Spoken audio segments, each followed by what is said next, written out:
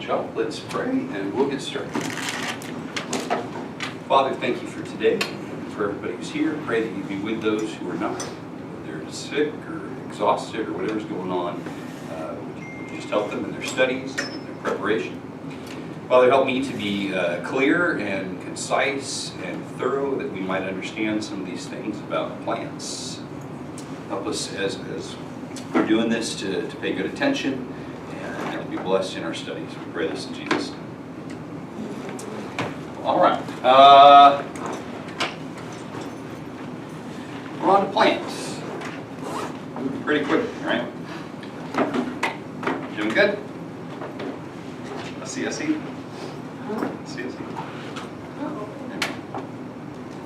I say it wrong? I don't know what you said. Oh, fair enough. I might not know what I said. Well,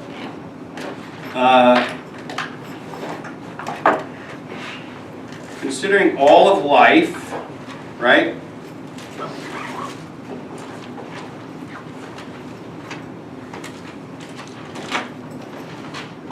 All of life immediately got divided into two camps. What were they? Prokaryote and eukaryote.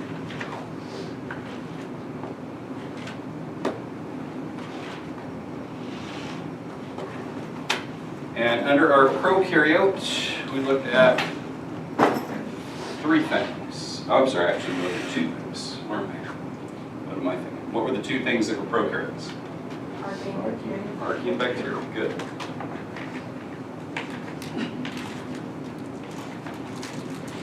Okay, and under eukaryotes, we have four. What are they? Protists. Okay. Fungi. Plants and animals.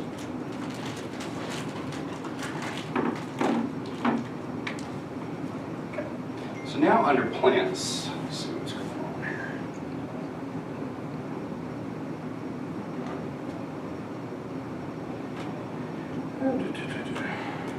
Notifications off. Okay. So under plants, this is where we're going to be today. Okay. It's broken down into two major groups right away. So we're going to have what's called non-vascular, and we're going to have vascular.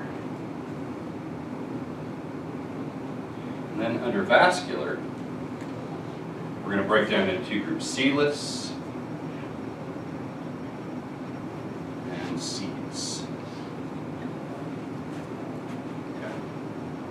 This is not as thorough as we will ultimately get, but just kind of looking at big, broad strokes. Where are we at in the world of things that are living today? By the way, non-vascular plants are also seedless, all of them. Okay. So today we begin covering, I don't know how far we'll get, but we'll begin covering non-vascular plants. And then in this chapter in the book, we also deal with seedless plants, which leaves us seeded plants in the next chapter. Okay? So I'll let you do that. Start talking about the plants. What's up? Hello, John. You made me a promise. He's not here. Oh, You didn't make me a promise. You said you'd try. Strep throat. Huh? Strep throat. Oh, no kidding. Yeah. That's terrible. Sorry to hear that. All right.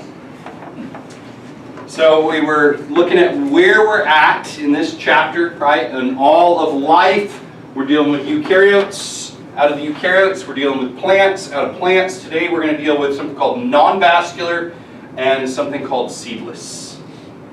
Okay? Which is a type of vascular plant. This is where we're at. I want to start off by though by saying, what are plants? What makes a plant a plant?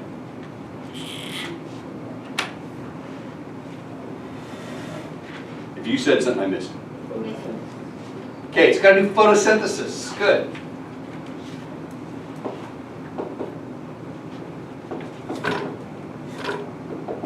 What else? Cell walls. We're gonna go a step further.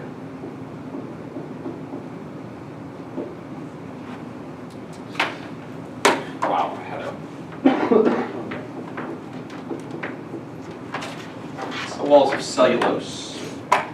We've seen cell walls of peptidoglycan. I need to go back. I think I forgot to mention what the cell walls and fungi are made out of. They're made out of something called chitin. Don't worry about that. As we review and stuff, you will catch it. In fact, I'll even make a note of it here. Chitin. C-H-I-T-I-N. If you want to say chitin, that's fine. It's chitin.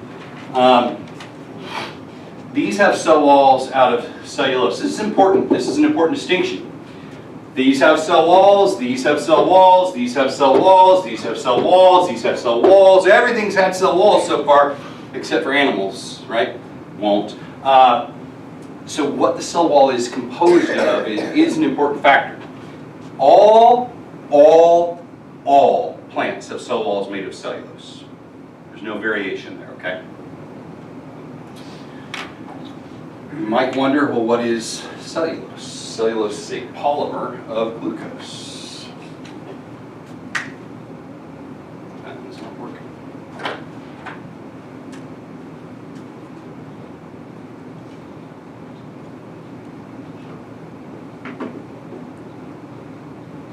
So plants make glucose with photosynthesis, right? The glucose molecules they store. Typically, they store them as starch. You've heard of starches, right? When you think about food and stuff like that. Some foods are higher in starch, some are lower. But they can, and so starch is a polymer. Think of it like this. Think of it like Legos. So they take these little bricks, individual bricks called glucose, and they stack them up into a polymer. That word means many units of glucose. Their cell walls are also made up primarily of glucose, but they're formed in a slightly different array.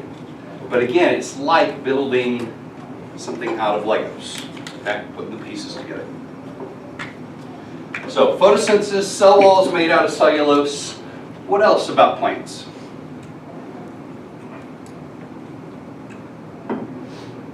What makes them different than maybe some of the other things out there? Or similar to other things out there? What are the characteristics of a plant? Growth. Okay, well, that's a life thing, right? So we're going to ignore that one for right now, because all life does that. Think about where they fall in our organization of life. How are they different than what's happening over here? They're multicellular. They're multicellular.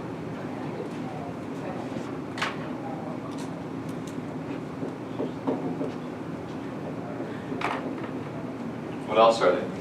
How are they different than everything over here?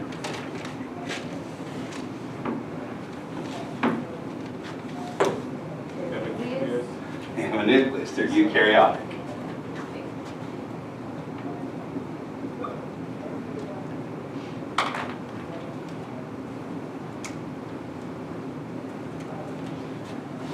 When you're done, put your pencils down and play a game for just a little comprehension game. It's unicellular. It has a nucleus and it does photosynthesis. What is it?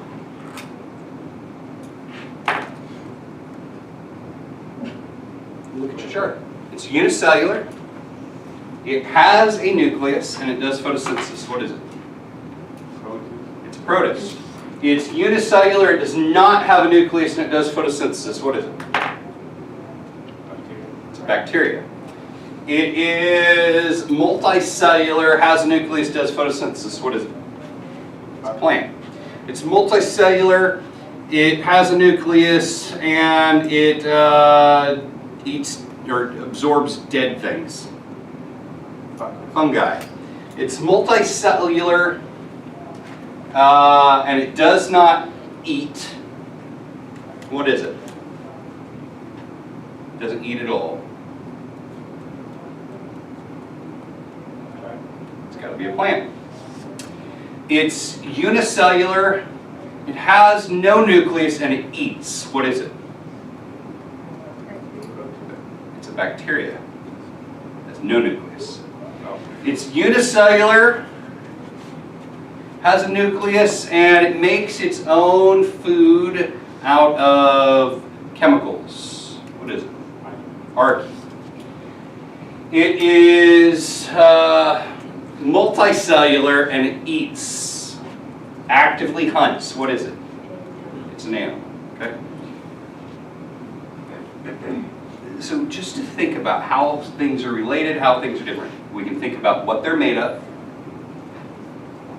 We can think about how big they are. We can think about how they get their food. It has a cell wall made out of chitin. What is it? Fungus. It has a cell wall not made out of chitin, and it has a nucleus, and it's unicellular. What is it? Unicellular, not chitin. Yeah, it's got to be a protist. It has a cell wall made out of cellulose. What is it? It's got to be a plant. So all plants are photosynthetic. All plants are multicellular. All plants use glucose for their cell walls. All plants are eukaryotic. These are the characteristics they all have in common. Just because it's photosynthetic does not mean it's a plant. Just because it's multicellular does not mean it's a plant. Just because it has a cell wall does not mean it's a plant. But if it has these characteristics, it is a plant. This is how God has arrayed life. Okay? Well, let's take a look at some of the next things. About what it means to be a plant. When we talk about plants, where do we normally talk about plants? Where do we expect to find plants? Where do you think of plants? In grass. Grass? Where else? Dirt. Dirt? Good. Why do you think of dirt? Because that's where it makes its fruit. Yeah, it's going to have roots. We're going to get water. We're going to get nutrients out of the roots. True or false, there are plants that live in water. I think they're fully aquatic. Yeah, they're sea grass. Like, think about manatees. What do they call manatees? The cow. Yeah, sea cows, right? Because they go around, they literally eat sea grass. So not all plants live on land, but when we think about plants, we sure think about the ones that live on land, right? There are great advantages to living on land if you are a plant, okay? There are also great disadvantages, okay? When you live on land, you live in the air, right? Open air. Lots of carbon dioxide. Way more carbon dioxide in the air than there is in the water. Plants need carbon dioxide for photosynthesis. So if you do photosynthesis and you want to grow fast and you're in any kind of competition with anybody else, it'd be great if you can get more carbon dioxide. You want to go where the carbon dioxide is. Another thing that they need is, say, light. Light. They need CO2.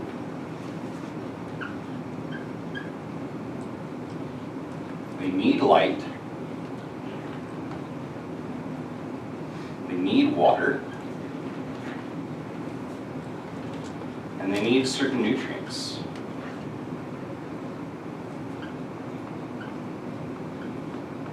Gotta have them. If you live in water, this is not a problem. If you live in water, this is a little more of a problem. The water disperses the light, absorbs some of the light. There is no light below 10 meters in the ocean. Certainly not enough to, that's about 30 feet, right? So that's a fair, when you think about all the oceans in all the world, you're only going to be within 30 feet, typically at the coastlines, right? So most of your oceans, you've got no plant life whatsoever, okay? It's not possible. You want light, land is a better option. You want carbon dioxide, land is a better option. You want water, water's a better option, right? You need minerals and etc. Land's a really good option because there's lots of them in the soil, right? So these are some of their needs. This is an advantage, right? This is +1 for land plants. This is +1 for land plants. This is +1 for water plants. This is a problem. This is a +1 for land plants.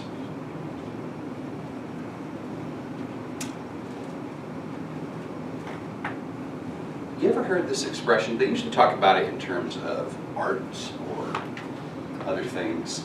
The expression that nothing grows under a big tree. You ever heard that? Yeah, a couple of us have. So, I mean, it's literally a picture, a word picture that they're giving us, right? They're saying, hey, there's this big old tree. If you've ever been near a big old tree, you will generally find this is true. You're not going to find anything growing under here. Why is that? Blocks out the light. Okay, so we'll have grass growing everywhere but underneath this tree. So underneath it'll probably be dirt, right? It's blocking out everything else underneath it. It is an advantage to a plant to be tall. Because when you're tall, you get access to the light and nobody else does, right? And you want more light. Now this is nothing grows under a tall tree. You ever hear the expression, nothing grows under a tall grass? No, because it's a ridiculous statement, because how does grass grow?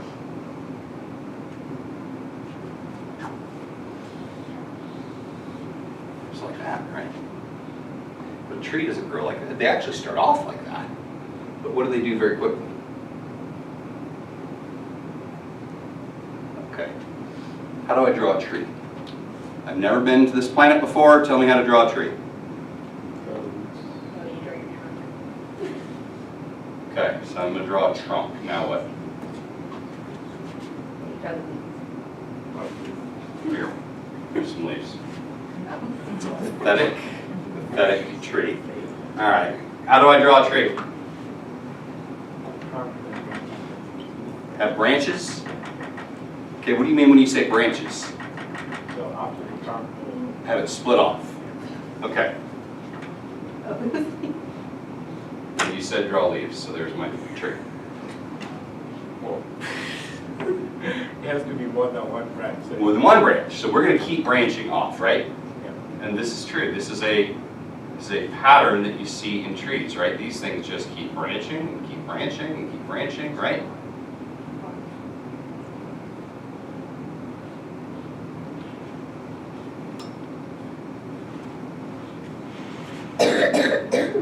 This is what they do, right? Why do they do that? To get more light, right? A grass can get light in a vertical line. We want to get all the light we can. We don't want to be just confined to one space, so we grow out, right? Kind of a fractal kind of an idea. It just keeps splitting and splitting and splitting and splitting. This is an adaptation for life on land to get light. Okay? By the way, what's happening below? How big is a root system on a tree? Yeah, it's often as big as the branch system. That's important. We had some, I don't know about where you were at, but where I was at in Tyler, last May?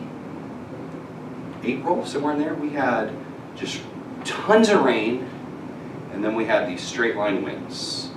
And all over my neighborhood, everybody had trees go down. Okay? But just on a regular day when it's windy, we don't have trees go down. Why not?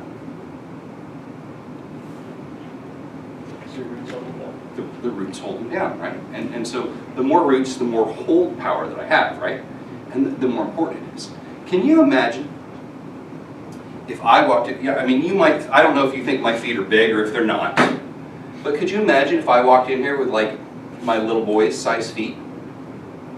He's 2, and he wears like size 7 toddler, which is actually huge for his age. He might be more like 8 or 9. He's a monster kid, but still his feet are only like this. So can you imagine if I walked in here like that? What would that be like for you? You laugh, right? But what else? You might be worried about me. Why would you be worried about me? Balance. You'd expect me to fall any second, right?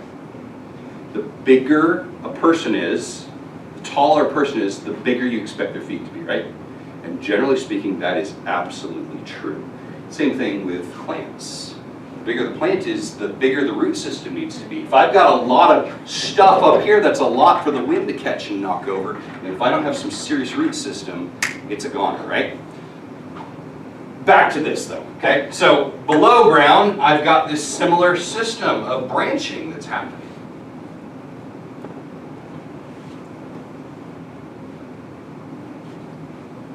It's following a similar pattern of dividing and branching, and you know, it will be nearly as big underground as it is above ground.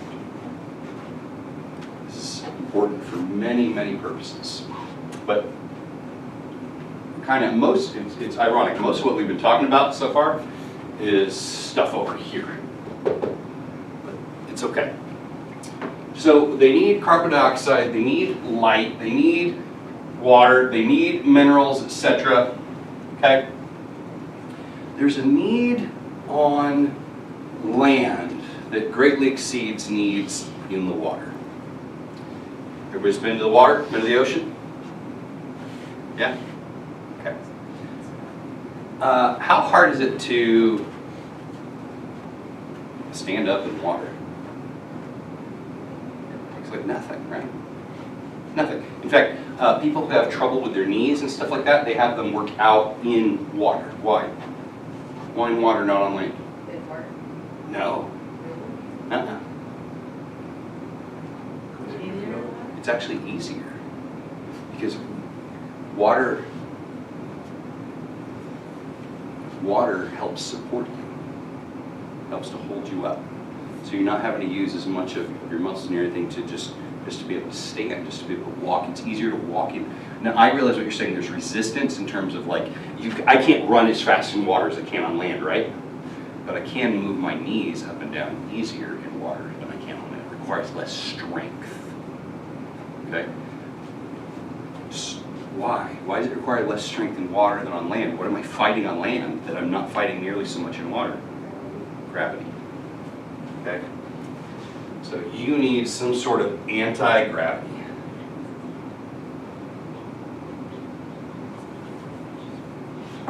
That's a lot easier to do in water. It's a big advantage for things that are in water over things that are in land. Okay? So these are the basic needs of all plants. The question is, how are we going to meet this? How are we going to get carbon dioxide?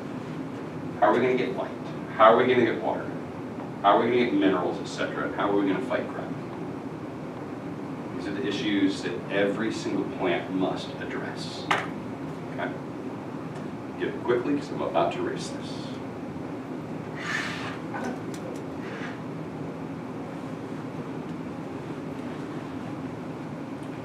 This one before it dies.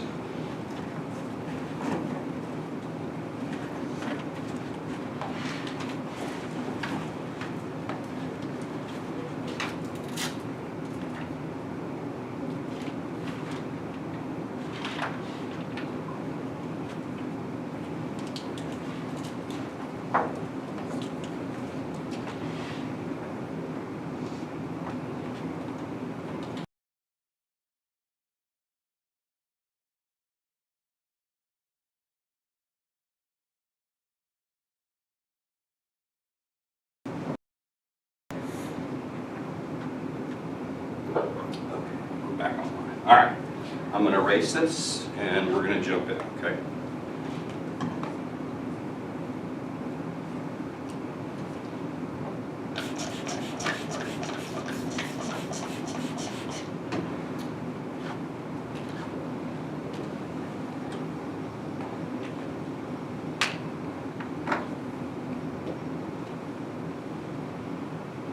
What I'm going to talk about next is how most plants deal with these things.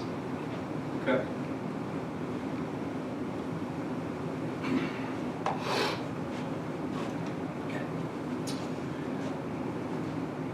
They need CO2. Most of your land plants have what is called a stomata. Okay. Stomata is a structure on the surface of a leaf that looks like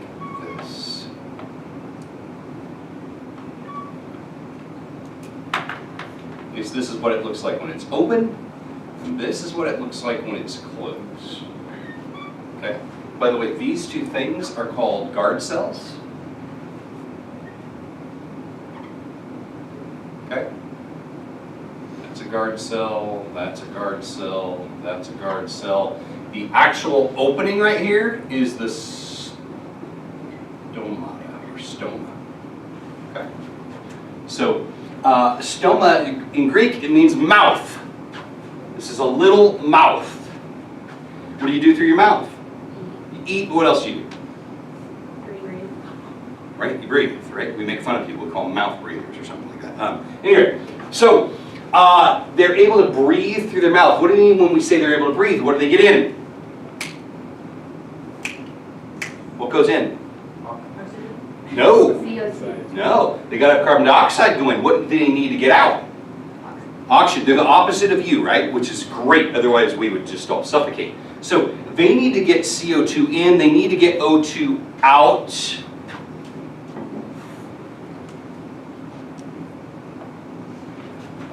Come over here. I'm going to draw something again.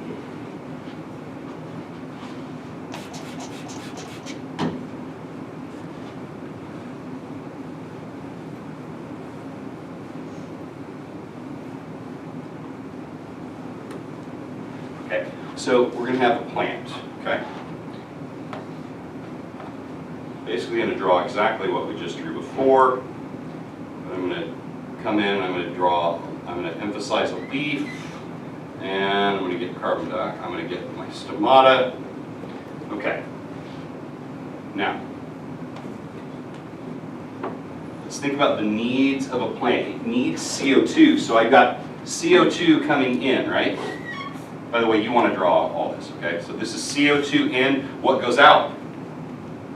O2 goes out. Good. What's another major need that a plant has to get in itself? Light, and what else? No, it's going to make it. In fact, this other thing is about the making of the glucose. Do you know the formula for photosynthesis? Okay, we got to know this.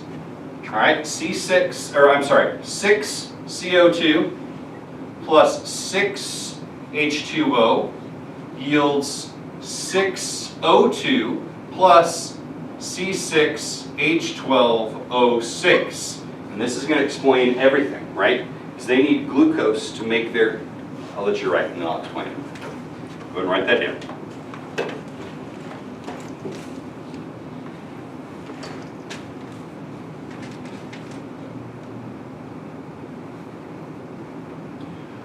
We're focusing on photosynthesis for a moment because they must do photosynthesis. If you don't have food, you don't live, right?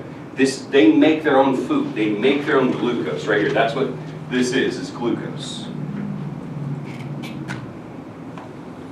Okay? As a byproduct of making glucose, they also make CO2. And so we say, they make O2. So we see O2 leaving. We need to get in our CO2.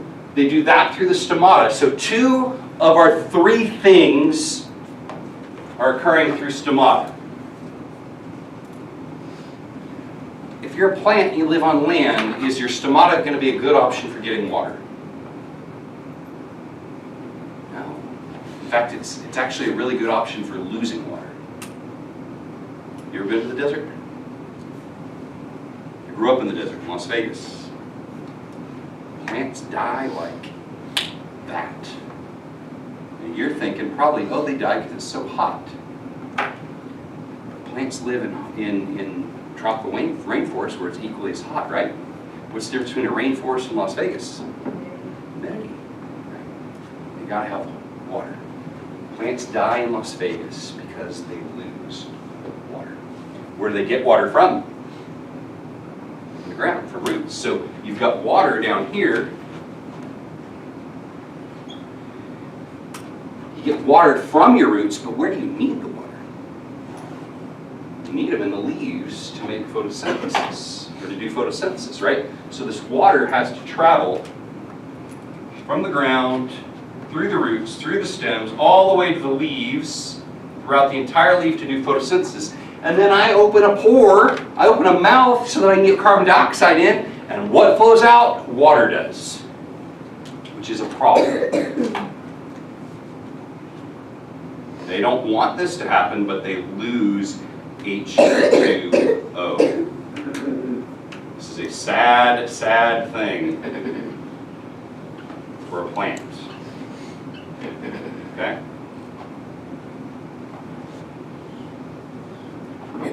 It's called transpiration. You must know that word.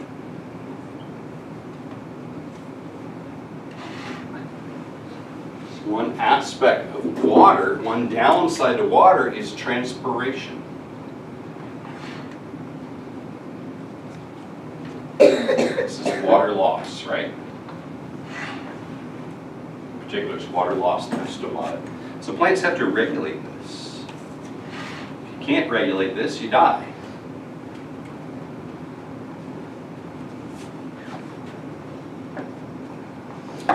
All right, pencils down. This is just a logic thing. All pencils down. What's the easiest way to make sure that you're going to get water for your plant?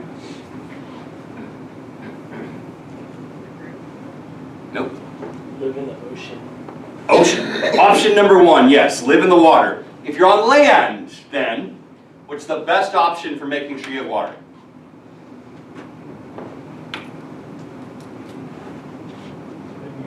Your thinking is right. Stay with that. Just take it a step further. Now we're on land, but we really need water, right? So, Live in rain. live in a rainy place. Live in a moist place. Live in a cool place. The hotter it is, the quicker the water evaporates, right? A tropical area. Tropical would be great. Do you know that not all rainforests are tropical? Do you know that we have a rainforest in America? Did you know that? Do you know where it is? It's in Washington, northern Oregon and southern Washington. We have temperate rainforests, actually. They don't temperate, they're cold in stupid winter. It's crazy. You drive down like I-5 through Oregon and Washington. It's crazy. So wet, so green. It'll blow your mind. All right. So you're not going to get tested on that, but fun fact: we have rainforests in America. So we need water. We lose water as we get carbon dioxide. It's a trade-off. This just happens, right? One thing that would be really convenient is to just live where there's lots of water, right? Yeah, we'll talk about that more in just a moment. Another issue is this whole anti-gravity thing, right? When you think of big, tall plants, name a big, tall plant. Tree. Okay, name a specific tree. It's the tallest tree you know of. Pine tree? Not bad. What else? Eucalyptus. Eucalyptus. Tallest tree you know of. Aspen tree. Aspen tree. What else? It's the tallest tree in America. You know? Is it the like red oak? Not bad. The super big one. Yeah, those are big. We can get bigger. Northern California. That's the ones I'm talking about. The ones that you can have like 6 people. They're not, okay, so you're right about the color, you're wrong about the species. They're not oaks. Red pine. Not pines, but you're close. You're very, very close. They look like they've got pine cones, but they're not. In fact, well, I get very close. Everybody's right there. The giant sequoias, the giant redwoods. They're huge. Incredibly tall, as you're pointing out, incredibly wide. Tell me about the smallest plant you know of. The smallest plant you can think of.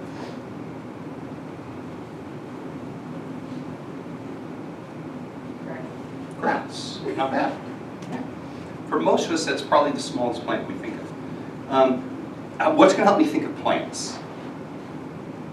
I need to think of what color? Green. Green. So think of something that's green and smaller than grass. Algae, not a plant, but you're on the right track.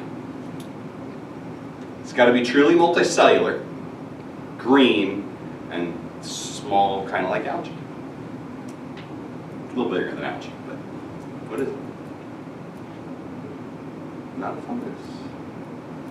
Well, something like moss. Moss is a plant. Moss is, think about how small moss is, right? Okay.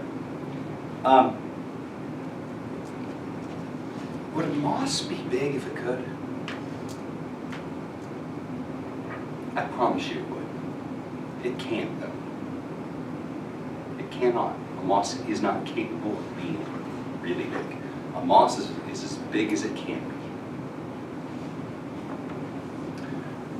be. These giant redwoods and things, they get as big as they can, right? The taller you are, the more access you have to light, right? And less competition for these other things. Now, there are other problems, right? We've got these anti-gravity issues. We've got water issues. Think about what it takes to get water all the way up there. Okay? What does it take to be tall? Now, structurally, think about the difference between a moss. What does a moss feel like? Mushy. Hmm? Mushy. Mushy. Nice. Soft. And tell me about a red. You hugged one, I assume, or something. I mean, of course you did. What was that experience like? I've just seen videos of people hugging them. But she did it. So tell me, what was that like? Hard, I It was guess. really How weird others? because like they're just huge and you can walk inside of one of them. Yeah. You got that cutout in it? If we went outside right now and we knocked on moss, what would that experience be like? Would it make noise? Wouldn't make any noise. You said it would be squishy, right? Yeah. If I went and knocked on one of these pecan trees right out here, what's that experience like? And the reality is, I can go punch some moss as hard as I want to. My hand's not in any danger. I go punch that oak or that pecan tree as hard as I want to. Sign me up for going to the hospital. I probably just broke something, right? Because they're hard, they're rigid, they're tough. That's an important aspect of gravity. Is you've got to, just so you don't fall over, you got to be tough. Okay? You got to be strong. You got to be rigid. You've also have to have some way of getting water up. If you're a moss, you don't have an issue with getting water up. Even if a moss doesn't live in water, just the dew that collects overnight in places where moss lives will ensure that they're constantly surrounded by water, or nearly constantly. Or just when the rain falls and it falls on them. Moss need water, they live near water. If there's not a ready water source, they're not going to live there, right? Think about trees and mosses, right? You see moss very commonly on trees or under trees. It's one of the few things that can live there, under some of these big trees. Well, in some ways there's an advantage because of all that shade, all the light they're not getting. There's also all the water they're not losing. So water loss is a huge issue, or water transportation is a huge issue. Being able to be tall, being rigid, being strong, these are huge issues. And the solution for gravity, for being rigid, the solution for water is what we call vascular tissue.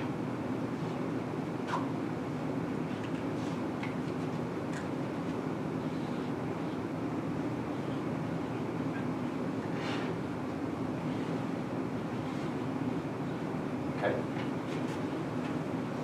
So when we say that something has vascular tissue, what we're saying is this thing has specific tissues that are adapted for life being tall. It has a way to be rigid, and it has a way to transport water and other things. Okay? Big deal. Not all plants have this. If a plant does not have vascular tissue, that plant will never be big. So what do you already know about mosses? They don't have vascular tissue, right? Grasses, by the way, don't think of grasses as always being short, okay? Many grasses are very, very tall. In fact, I'll name a grass that you didn't know was a grass. a palm tree. A palm tree is actually a grass, and they're super tall, right? They have vascular tissue. Very, very weak root systems, by the way, so easy to top over. So vascular versus non-vascular, that's the first thing, first concept we want to kind of get this idea of. Vascular tissue, it's an adaptation that God has given to certain plants so that they can become big. You will never be big if you don't have vascular tissue. You'll never be much bigger than a moss.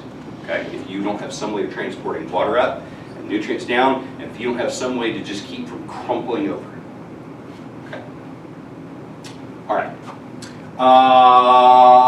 Where are we in the scheme thing? Where are we at even in time? Class. Doing good. Okay. So we need water, we need light, we need carbon dioxide, minerals, anti-gravity, etc. We've looked at all this. I'm going to erase this. This is going away. And we're going to start on our non-vascular plants.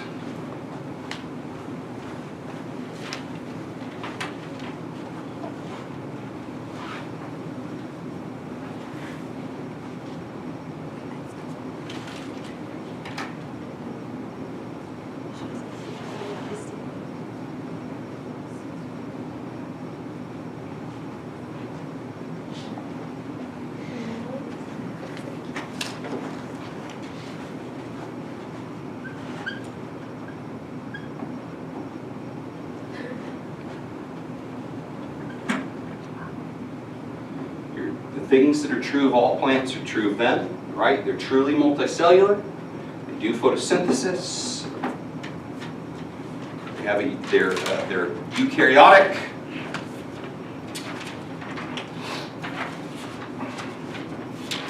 So I'm sure I'm covering the key things that your book wants you to know. Okay, some key characteristics, right? Number one, not tall. Why are they not tall? They don't have a structure. Yeah, they can't fight gravity, right?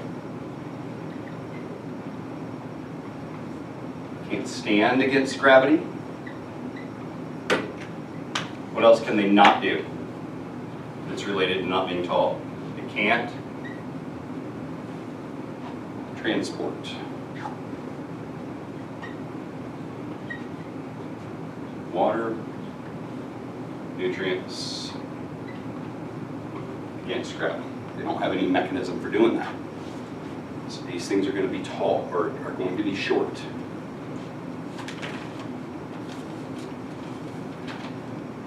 No stomata. So they don't have these mouths that they open to get, they don't have leaves. Not like we were thinking, like you're used to thinking of. So how do they get oxygen out and carbon dioxide in? Simple diffusion across the cell membrane.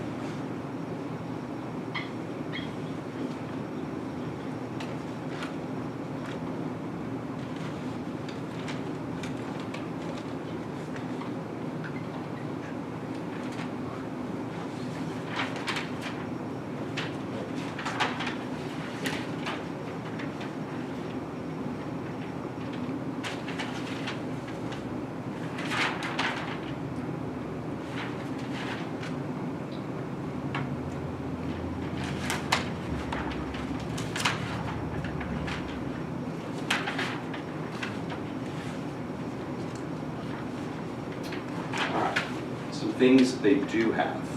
Another thing that's characteristic of all plants, and we've not talked about it yet, they have what's called an alternation of generations.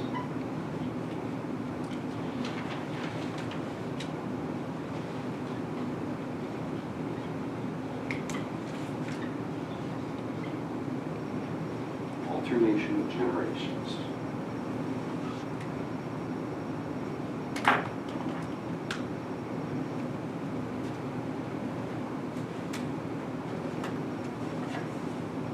What does it mean to alternate?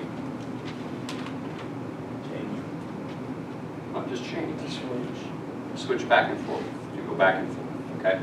So they have They alternate generations. What is that? What do we know what the word generation means, kind of, but what does it mean here for plants? It means this. They have, do you know haploid, diploid? Okay, let's talk about that. Haploid, one in. Diploid, two in. He's referring to the sets of chromosomes. We're going to deal with human beings, okay, for a second. How many chromosomes do you have total? 46. How many different types of chromosomes do you have? Say 23. 23. You have 46. That's how many times 23? It's 2, right?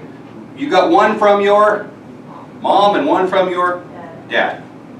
That diploid number, that 2N number, is 46 in a human. The 1N is 23 in us. Okay? So you fall in love, you want to make a baby, the fruit of your love. If you are a man, you are going to contribute 23. If you're a woman, you're going to contribute. 23. And your baby's going to come out ideally with 46. 46. Your baby's going to be diploid, but the cell that you gave is going to be haploid. Ladies, your eggs will be haploid. Gentlemen, your sperm will be haploid.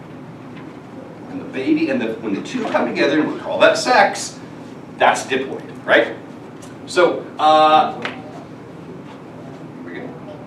okay. The N is the number of sets of chromosomes, right? So one set. In humans, it's 23, right? Your 1N. Let's do you for a second, okay? So here's a guy. Okay. 2N or 1N? 2N. He's going to produce a sperm. Sperm's going to be 1N. He finds the love of his life. They get married. They make a baby. She provides an egg. Egg is going to be 1N. However, she is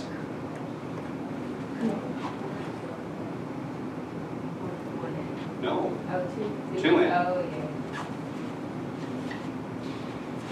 These two things come together and produce a little baby. Wrapped in swaddling clothes. And the baby is 2N. And one day the baby will grow up and it will become, depending on whether it's male or female, it will become one of the other, right? How did I go from 2N to 1N? Do you know the name of that process? Meiosis. The process of going from 2N to 1N is called meiosis.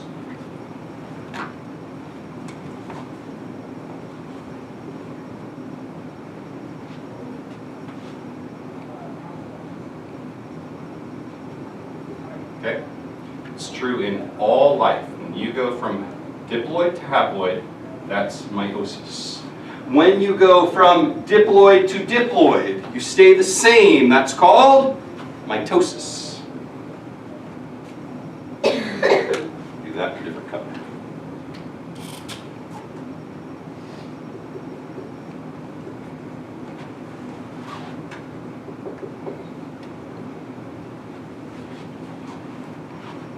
When you go from 1N to 2N, that's called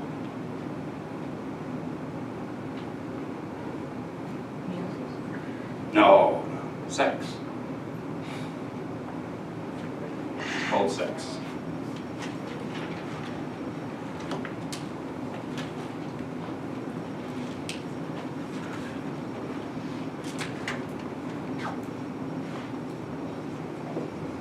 This form of reproduction is called sexual reproduction.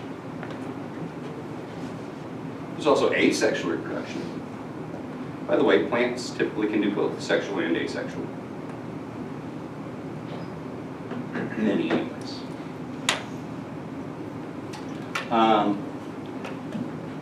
But if we're going from 2N to 1N and then 1N to 2N and we're alternating between these, this is the concept of alternation of generations. Now, in you, like, are you mostly haploid or diploid throughout your life? Diploid. 1022. There we go. 1022.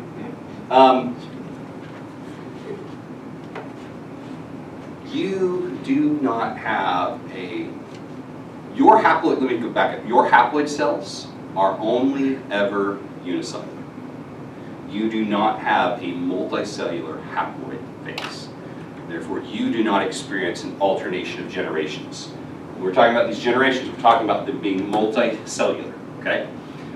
So what we're saying with these plants then is that you've got this whole plant that's haploid. And then at other times you've got this whole plant that's diploid. And they look different and they function different even though they're the same plant or the same species, right?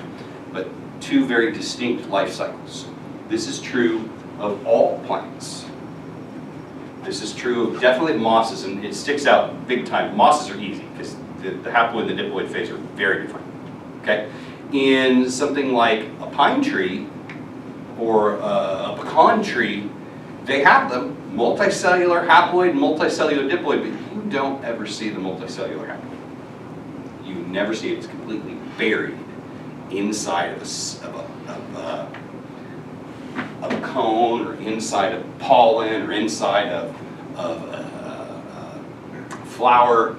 You never see it.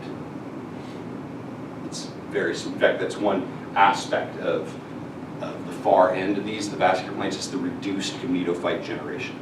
But with these, you have true alternation of generation. So, we just did all that, taught all those concepts. I do want to spell it out. What do we mean when we say an alternation of generations? It means we go back and forth.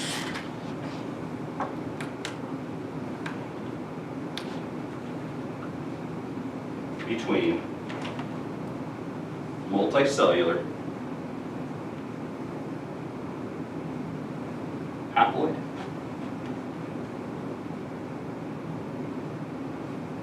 and multicellular diploid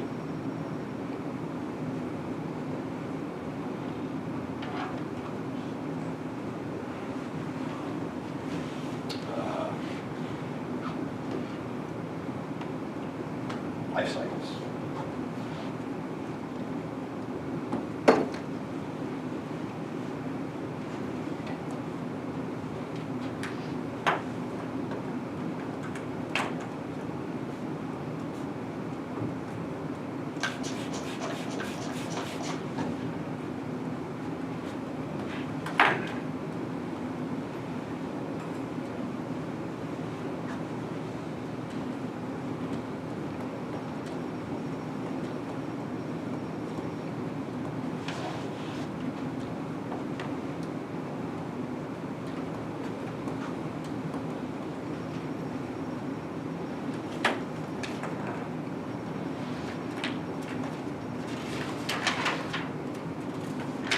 The two life cycles are called the sporophyte and the gametophyte.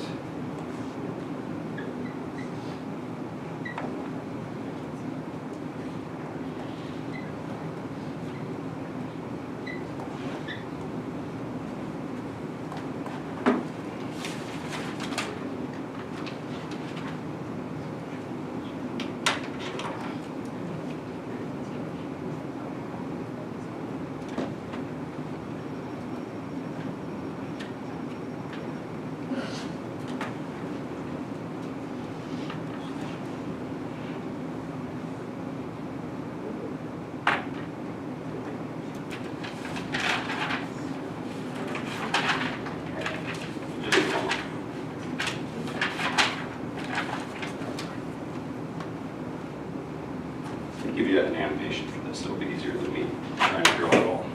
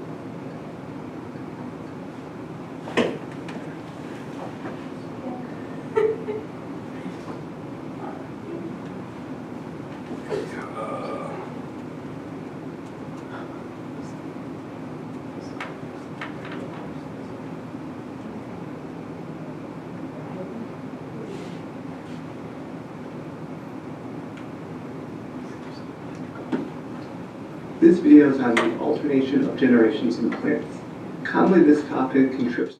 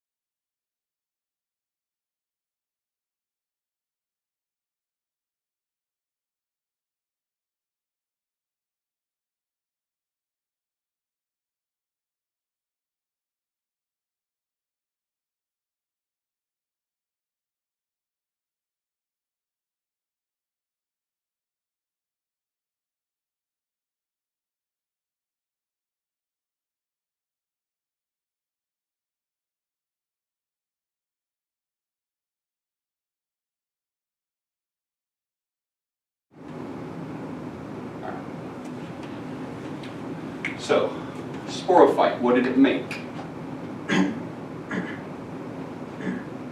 Let's go back, let's draw this. So we had a moss, right? So here's a moss, and it, it's kind of leafy looking, at least, when you looked at it up close the way they had it, right? We had two of these.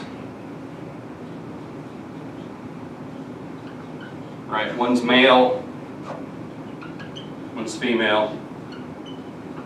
What passed between the two?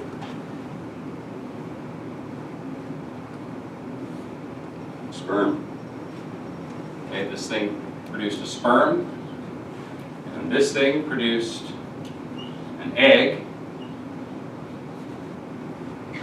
More stuff over here.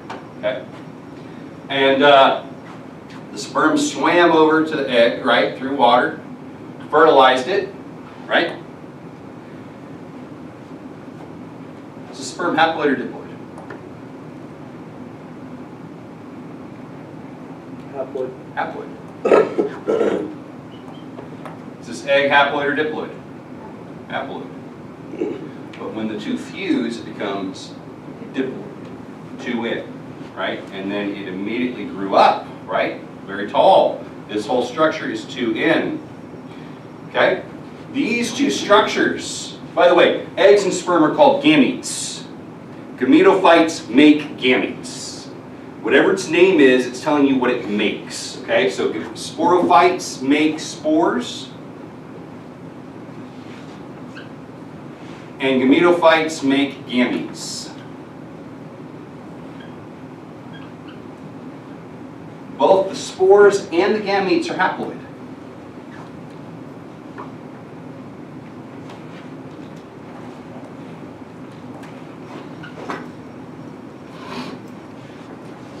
The sporophyte itself is diploid.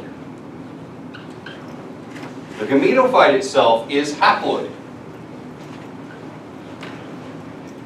How do I go from haploid to diploid? Say sex. Right?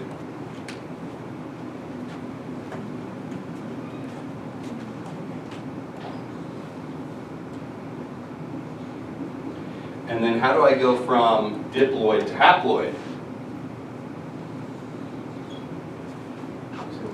How do I go from diploid to haploid? So from haploid to diploid is sex, fusion of two gametes.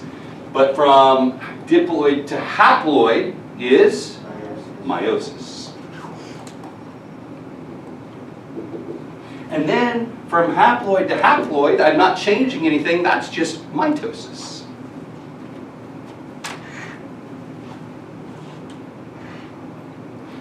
So, I have a 1N haploid female gametophyte. This guy produces a haploid organism, produces a haploid cell through mitosis, right? That uses mitosis.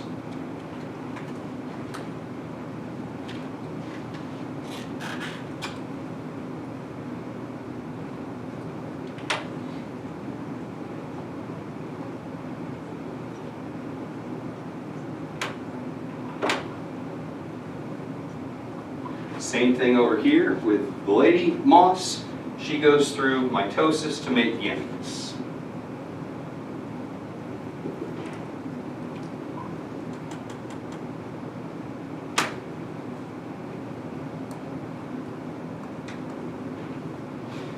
Now, this is sex, right? Right there, sex.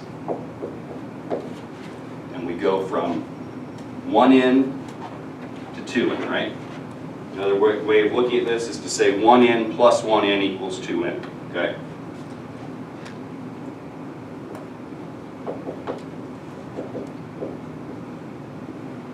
That's sex. Now this thing grows up. These were the gametophyte generations. This is now the sporophyte generation. It's going to produce spores up here, right? This is my sporophyte. What do sporophytes make? Say spores. What do gametophytes make? Gametes. The spores are haploid or diploid? Take a look. They're haploid. And the gametes are also haploid, right? The only thing here that is diploid is the sporophyte. It's the only thing that's diploid. Okay. All right. So this sporophyte is diploid, but it's going to produce spores that are haploid. If I want to make a haploid spore out of a diploid multicellular organism, I must have meiosis. Very good.